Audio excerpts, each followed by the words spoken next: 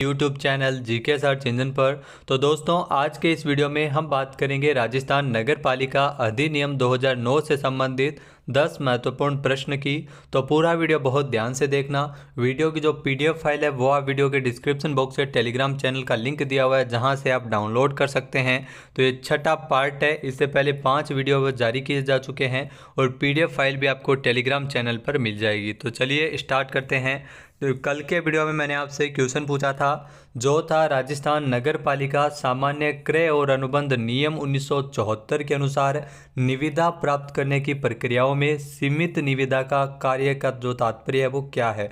तो सीमित निविदा यानी सीमित संख्या में फर्मों को सीधे आमंत्रण से है, नियम 6 के अंतर्गत दिया गया है। जी हाँ, राजस्थान नगर पालिका सामान्य क्रय और अनुबंध नियम 1974 के नियम 6 में इसका वर्णन है, यानी कि बी ऑप्शन इसका बिल्कुल सही था। जिन दोस्तों ने बी ऑप्शन कमेंट बॉक्स में सही जवाब दिया था उनको हार्दिक शुभकामनाएं। तो चलिए स्टार्ट करते हैं।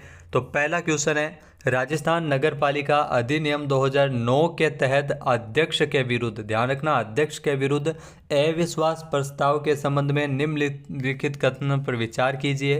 पहला दिया गया है कि अविश्वास प्रस्ताव प्रारंभ में पद ग्रहण करने से 2 वर्ष तक नहीं लाया जा सकता। दूसरा इसका कारण है चूंकि यह प्रत्यक्ष लोकतंत्र का नियम है। तो इसमें जो सही आंसर होगा कि कथन और कारण दोनों ही गलत है। जी हाँ, कथन और कारण दोनों ही गलत है, क्योंकि 1 वर्ष के भीतर भीतर ये नहीं दिया जाएगा। 2 वर्ष का इसमें कोई प्रावधान नहीं है। इसके अलावा ये अप्रत्यक्ष लोकतंत्र का नियम नहीं है, यानी कि बी ऑप्शन इसका बिल्कुल सही है। आइए जानते हैं इम्पोर्टेंट फैक्ट्स। तो राजस्थान नगर पालिका अधिनियम 2009 की धारा 53, जी हाँ, धारा 53 के अंतर्गत जो अविश्वास प्रस्ताव का कोई भी नोटिस किसी भी अध्यक्ष के पद ग्रहण करने के 1 वर्ष के भीतर भीतर नहीं दिया जाएगा। बाद में भले ही दे, लेकिन 1 वर्ष के भीतर भीतर यह नहीं दिया जाएगा और यह किसी अप्रत्यक्ष लोकतंत्र का नियम नहीं है।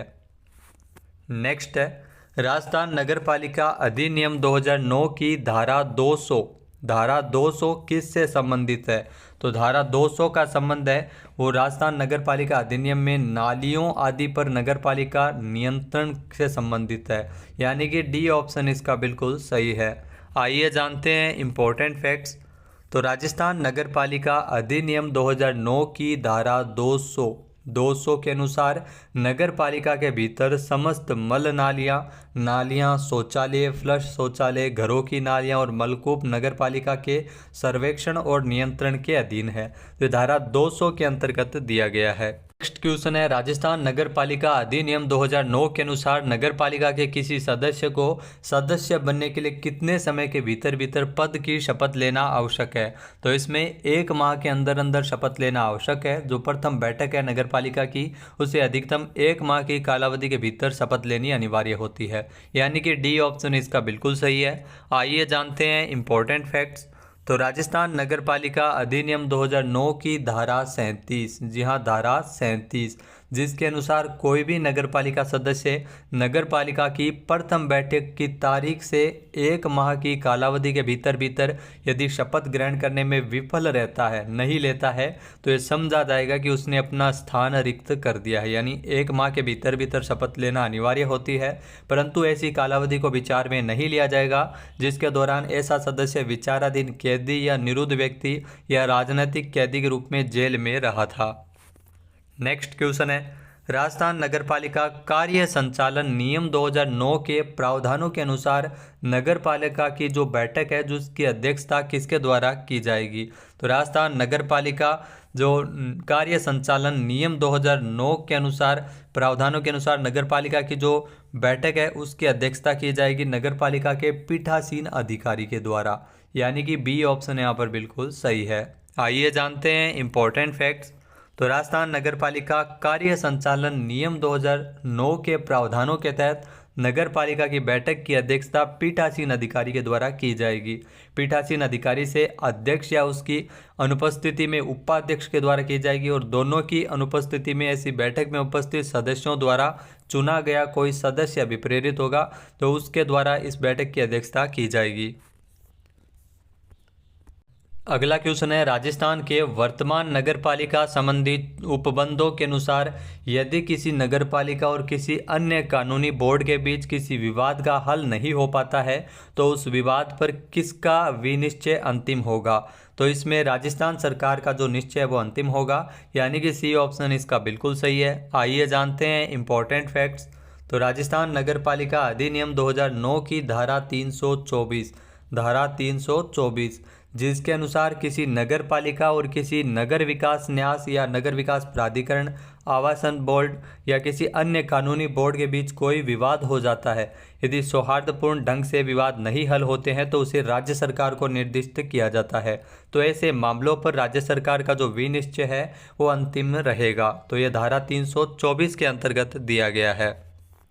नेक्स्ट है, राजस्थान नगर पालिका अधिनियम 2009 के अनुसार प्रारूप योजना को अंतिम रूप देने एवं उस पर विचार करने के लिए गठित सलाहकार समिति में निम्नलिखित में से कौन इसमें शामिल होंगे। पहला है, नगर पालिका के समस्त सदस्य उसमें शामिल होंगे। दूसरा है, जो नगर में अवस्थित प्रमुख गैर संगठन के 6 प्रतिनिधि शामिल होंगे। तीसरा है, नगर के कोई भी अन्य 6 प्रमुख नागरिक इसमें शामिल होंगे। तो इसमें सभी कथन है वो सही है, यानी कि डी ऑप्शन इसका बिल्कुल सही है, ये शामिल होंगे। आइए देखते हैं इंपॉर्टेंट फैक्ट्स। तो राजस्थान नगर पालिका अधिनियम 2009 की धारा 160 के अनुसार प्रारूप योजना को अंतिम रूप देने या उससे पूर्व विचार करने के लिए एक सलाहकार समिति का गठन किया जाता है। एक सलाहकार समिति बनाई जाती है जो नगर पालिका के समस्त सदस्यों से मिलकर बनी होती है। इसके अलावा इसमें उद्योग, वाणिज्य और व्यापार और वृत्तियों के संगमों के प्रतिनिधि भी शामिल होते हैं। नगर में अवस्थित शैक्षिक संस्थानों के 6 प्रतिनिधि इसमें शामिल होते हैं। इसके अलावा नगर में अवस्थित प्रमुख जो सरकारी संगठनों के 6 प्रतिनिधि को भी शामिल किया जाता है और नगर में कोई भी अन्य 6 प्रमुख नागरिक भी इसमें शामिल होते हैं। तो इतनों को मिला के एक सलाहकार समिति का गठन किया जाता है जो प्रारूप योजना को अंतिम रूप देती है धारा 160 के अंतर्गत। नेक्स्ट क्वेश्चन है, राजस्थान नगर पालिका अधिनियम 2009 की निम्नलिखित में से कौन सी धाराओं द्वारा प्रदत्त शक्तियों का प्रयोग करते हुए राजस्थान राज्य सरकार के द्वारा राजस्थान नगर पालिका कार्य संचालन नियम 2009 बनाया गया था। तो ये आपको बता दें कि जो धारा 51, 52 और 337 इनमें प्रदत्त शक्तियों का प्रयोग करते हुए राजस्थान नगर पालिका कार्य संचालन नियम 2009 है वो राज्य सरकार के द्वारा बनाया गया है, यानी कि बी ऑप्शन इसका बिल्कुल सही है। आइए जानते हैं इंपॉर्टेंट फैक्ट्स। तो राजस्थान नगर पालिका अधिनियम 2009 का अधिनियम संख्या 18 की धारा 51 और 52 के साथ पठित धारा 337 धारा में जो प्रदत्त शक्तियों का प्रयोग करते हुए राज्य सरकार के द्वारा राजस्थान नगर पालिका कार्य संचालन नियम 2009 को बनाया गया था।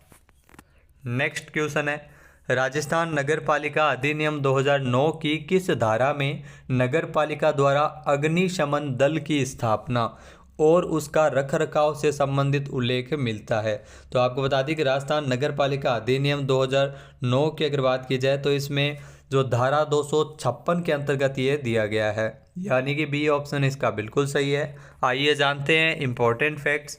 तो राजस्थान नगर पालिका अधिनियम 2009 की धारा 256 के अनुसार नगर पालिका अग्निशमन दल की स्थापना और उसका रखरखाव कर सकेगी और किन्हीं औजारों, मशीनों अथवा समाचार भेजने के साधनों की जिन्हें आगे वह निवारण और बुझाने के लिए आवश्यक समझे उनकी व्यवस्था कर सकेगी। तो 256 के अंतर्गत ये दिया गया है। नेक्स्ट क्वेश्चन है, राजस्थान नगर पालिका सामान क्रय और अनुबंध नियम 1974 के प्रावधानों के अनुसार सामान के क्रय से संबंधित निविदाएं आमंत्रित करने की समय सीमा 1 लाख तक के सामान को क्रय करने के लिए निर्धारित समय सीमा कितनी है। तो ध्यान रखना, 1 लाख रुपए तक की जो सीमा के सामान क्रय करने के लिए इसमें निविदाएं आमंत्रित करने की समय सीमा इसमें 7 दिन है, यानी कि बी ऑप्शन इसका बिल्कुल सही है। आइए जानते हैं इंपॉर्टेंट फैक्ट्स। तो राजस्थान नगर पालिका सामान क्रय और अनुबंध नियम 1974 के नियम 4 क के अनुसार सामान क्रय की निविदाओं के मामले में निविदाएं आमंत्रित करने के लिए जो समय सीमा का पालन किया जाएगा, जिसमें 1 लाख रुपए तक की सीमा तक के सामान के लिए इसमें 7 दिन की समय सीमा निर्धारित की गई है। इसके अलावा 1 लाख से 10 लाख रुपए तक की सीमा के सामान के लिए इसमें 10 दिन की समय सीमा इसमें निर्धारित की गई है निविदाएं आमंत्रित करने के लिए। और 10 लाख से 1 करोड़ तक की सीमा के सामान के लिए जो क्रय करने हेतु 15 दिन और 1 करोड़ से अधिक के सामान को क्रय करने के लिए इसमें 30 दिन की समय सीमा निर्धारित की जाती है। नेक्स्ट है राजस्थान नगर पालिका अधिनियम 2009 के अध्याय 7। यहाँ अध्याय 7 के अंतर्गत किसका उल्लेख मिलता है? तो राजस्थान नगर पालिका अधिनियम 2009 के अध्याय 7 के अंतर्गत नगर पालिका राजस्व का वर्णन किया गया है, यानी कि डी ऑप्शन इसका बिल्कुल सही है। आइए जानते हैं इम्पोर्टेंट फैक्ट्स। तो राजस्थान नगर पालिका अधिनियम 2009 के अध्याय 7 के अंतर्गत धारा 101 से लेकर 140, जहाँ 101 से लेकर 140 जिसमें नगर पालिका राजस्व का वर्णन किया गया। तो अध्याय 7 जिसमें नगर पालिका राजस्व का वर्णन है, धारा अगर आपसे पूछ ली जाए तो 101 से लेकर 140 धाराओं तक ये दिया गया है। अब बात कर लेते हैं आज के हमारे क्विज की। तो आज का हमारा क्विज है राजस्थान नगर पालिका अधिनियम 2009 की किस धारा में यह उल्लेख मिलता है कि कोई भी व्यक्ति किसी नगर पालिका में सदस्य का पद और पंचायती राज संस्था में सदस्यता का पद एक साथ धारण नहीं कर सकता।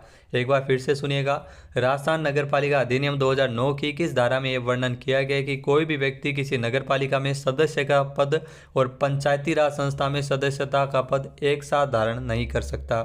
इसका सही आंसर आपको कमेंट बॉक्स में देना है। और अगर ये वीडियो आपको पसंद आए तो इसे लाइक और शेयर करना बिल्कुल न भूलिएगा। चैनल पे नए हैं, सब्सक्राइब नहीं किया है तो अभी सब्सक्राइब बटन पर क्लिक करें। इस वीडियो की जो PDF फाइल है वह वीडियो के डिस्क्रिप्शन बॉक्स से डाउनलोड कर सकते हैं। जय हिंद, जय भारत, जय राजस्थान।